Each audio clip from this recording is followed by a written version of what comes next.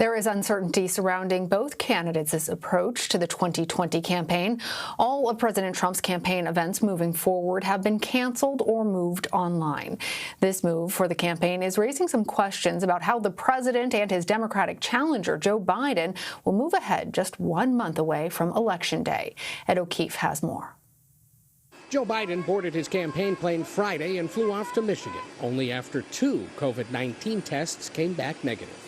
Good afternoon. Speaking outside a Union Hall in Grand Rapids, he wore a mask the entire time. Sending my prayers for the health and safety of the First Lady and President of the United States after they tested positive for COVID-19.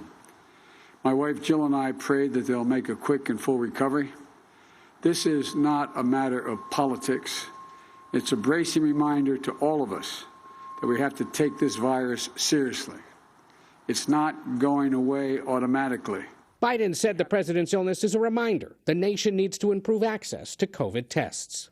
It's not just the folks in the White House or who travel with me that deserve regular testing. It's folks in the meatpacking and food processing plants, grocery store workers. Every single American deserves safety and peace of mind. But in a sign he's not immediately changing his strategy, Biden also called out Friday's jobs report, the final one of the campaign season, that reported just 661,000 new jobs and an unemployment rate of 7.9%. I'm grateful for all of those who were able to get their jobs back to work again, but there's fewer jobs than we had hoped for. Jill Biden, running mate Kamala Harris, and her husband Doug Emhoff also tested negative on Friday and plan to stay on the trail. Biden's team goes to great lengths to protect the 77-year-old candidate. He spent most of the summer addressing supporters virtually from a basement TV studio. But his campaign says he only began taking COVID tests in late August. The limited in-person events he holds include just a handful of COVID-screened staff, reporters, and invited guests. Can I take my mask off? I guess I can. All right. For more on this, Sean Sullivan joins me now from Falls Church, Virginia. He's a CBSN political contributor and a national political reporter at the Washington Post. Good to have you with us. The Biden campaign suspended all negative ads targeting the president on Friday after the news broke that he had tested positive for COVID-19.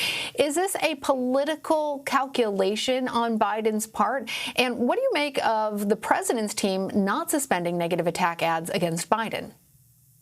Well, when it comes to the Biden campaign, they've got a careful balance that they need to strike right now. They don't want to look like they're being too insensitive to the president, given the fact that he's in the hospital right now, that he's being treated for COVID-19. There's uncertainty, at least publicly, about what his condition is at this time. At the same time, the Biden campaign looks at the calendar. They see that this election is coming up very, very quickly.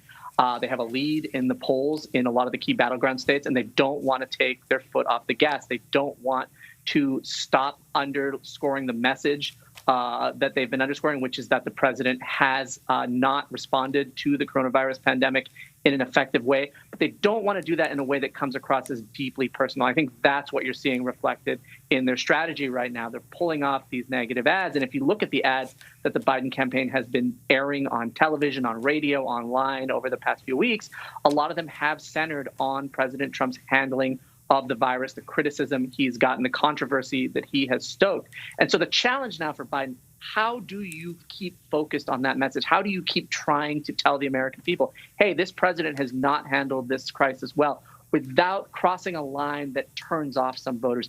That's the challenge right now that Biden and his top aides are grappling with. And that's what we're seeing, at least in the early days of this developing strategy, and why we're seeing them pull down these ads right now.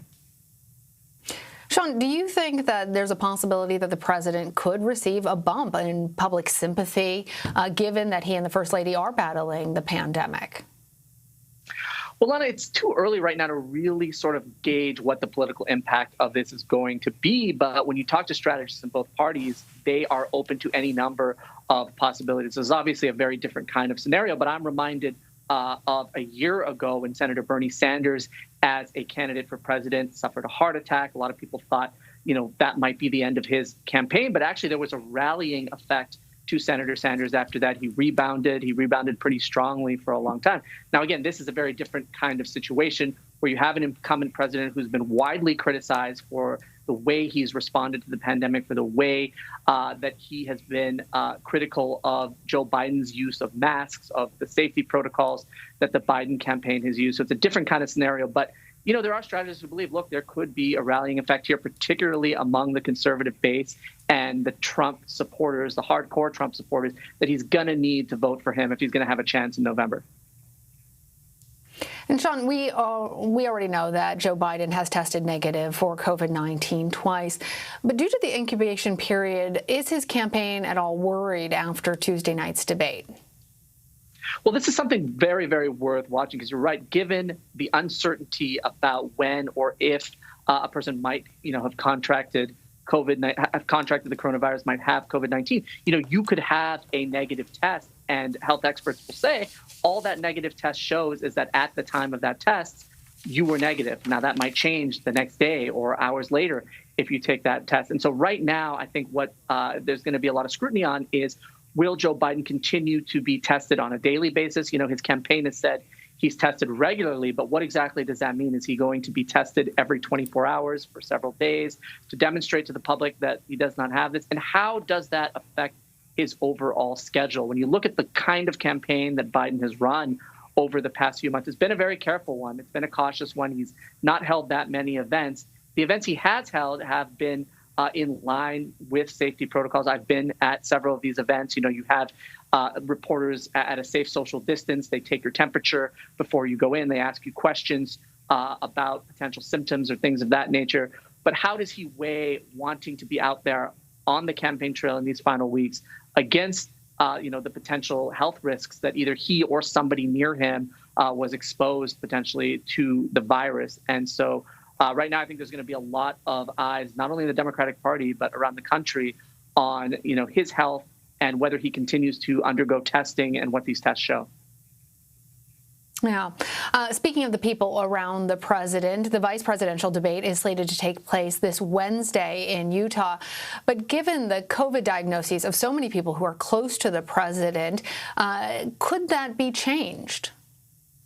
There's a lot of people on both sides that I've talked to right now, Alana, who think there is still a possibility this debate might not happen. I talked to a member of the commission yesterday who said, look, we're moving forward with this. We're continuing with the planning. So they're showing no signs outwardly that they are going to scrap this. But I think there's going to be a lot of scrutiny on what safety protocols the commission and the organizers of the debate take, what protocols each campaign is taking, and particularly on the Republican side, who is it that's going to be at this debate that is staffing the vice president if indeed this debate goes on? Have any of those people been in contact with President Trump, with anybody in President Trump's inner circle, or with any of the associates who have tested positive in the past few days? So I think there's going to be a lot of questions about whether this debate can safely happen, what the rules will be, whether things need to be changed. And there's not a lot of time left for them to figure this out right now.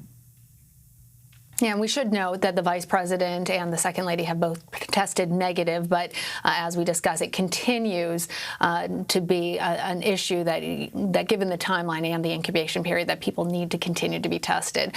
Speaking of that first presidential debate, though, and the protocols that you mentioned, Sean, we understand that the protocols were that everybody in the audience needed to wear a mask and that the candidates and everybody who arrived needed to be tested for COVID-19. But we have learned that President Trump and his family showed up late, and then they were allowed to enter the event without taking a coronavirus test. The president's team and family went on to watch the debate unmasked, with the exception, I believe, of the first lady from the crowd. And that was just 3 days before the president's positive test. Could this all change? This protocol obviously was in place. It wasn't adhered to. Do you think that the protocol itself is going to change if the next vice presidential debate takes place, or that it's a matter of making sure that everybody, in fact, adheres to the protocol, Sean?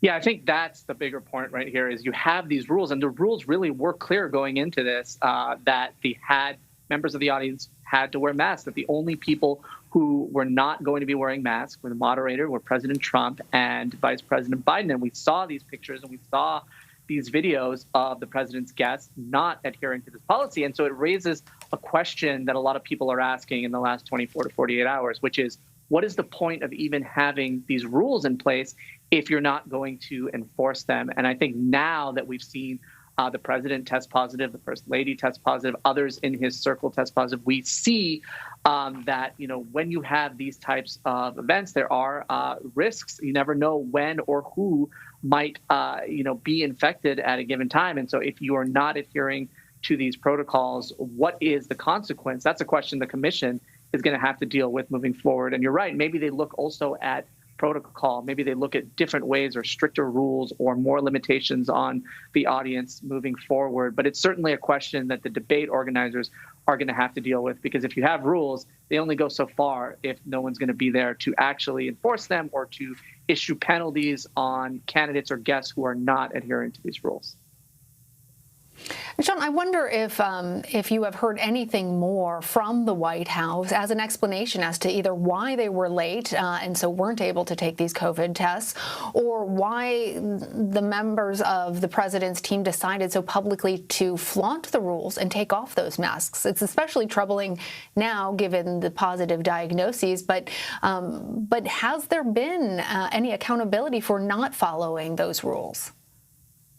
I think a lot of those questions don't remain fully answered at this point. One thing we do know, and we even saw this at the debate from President Trump himself, right? He made a comment about Joe Biden's use of masks. He has made comments that have been very, very controversial about mask use. There have been concerns at rallies that the president has held over the past few months that, the safety protocols that health experts have called for are not being adhered to. And so what we know is there has been a pattern and a culture among the president and the people around him that has troubled health experts, that has troubled a lot of people. They wish that he would be a more outspoken advocate of mask use, that he would set examples in the view of health experts that are different than what he has been setting. And so what we do know is that, the president himself has made comments about mask use and, protective measures that have already bothered some people. And so it was not surprising, I think, in one sense, to some observers to not see his guests adhere to the mask policy. But the question is now what they do moving forward and how debate organizers enforce this. And also, if the president, we know, of course, the president's not going to be campaigning in person, doesn't look like anytime soon. It looks like they're going to be doing a lot of virtual events. But if Vice President Pence is out there, if the campaign is doing anything with surrogates in person, do they start to change their attitude, their protocols? Do they start to tighten safety measures in light of this? These are the kind of questions I think we're going to want to watch in the coming days and weeks. Yeah, and if any of those surrogates are going to be grounded for at least in-person events while the incubation period is still uncertain. All right, Sean Sullivan, thank you. Thanks. Good to be with you.